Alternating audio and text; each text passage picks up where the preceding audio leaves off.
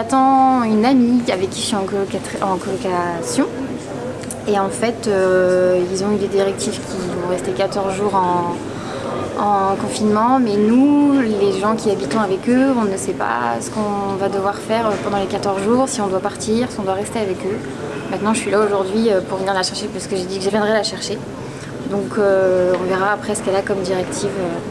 Mais on ne sait pas du tout ce qu'on doit faire nous.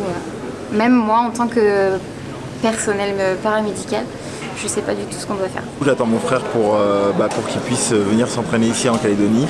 On est grimpeurs de haut niveau tous les deux, qualifiés pour les JO de Tokyo 2020. Et en fait, c'était la solution la plus sûre qu'il vienne ici pour qu'il puisse s'entraîner dans de bonnes conditions et arriver le plus en forme possible à Tokyo si bien sûr la date n'est pas décalée. L'autoconfinement pour moi c'est la meilleure des choses à faire.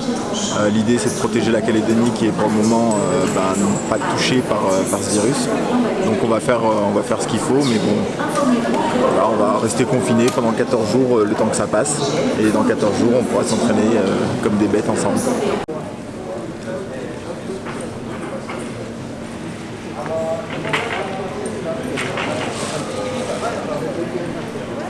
J'étais à Strasbourg, en métropole, et j'ai pris le premier billet que j'ai pu depuis samedi parce que ça allait être confiné, j'avais peur de rester bloquée en métropole et il fallait que je rentre, absolument.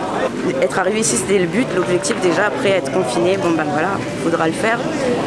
On verra si, parce que comme j'ai des obligations, je vais devoir sortir, je vais voir comment ça peut s'arranger, mais a priori ça va être compliqué. Alors à Charles de Gaulle, tout le monde est énervé parce que tellement de vols annulés, tout le monde veut partir. Les compagnies aériennes ont clairement du mal à faire face aux réclamations des gens et c'est un peu la panique. Heureuse d'être là quand même. Soulagée d'eux. En revenant de mon voyage au Japon, juste avant d'embarquer, on a appris la nouvelle que tous ceux qui arrivaient en Nouvelle-Calédonie allaient être placés en quatorzaine à domicile chez eux. Donc voilà, juste avant d'embarquer, donc on ne savait pas trop comment ça allait se gérer en arrivant ici.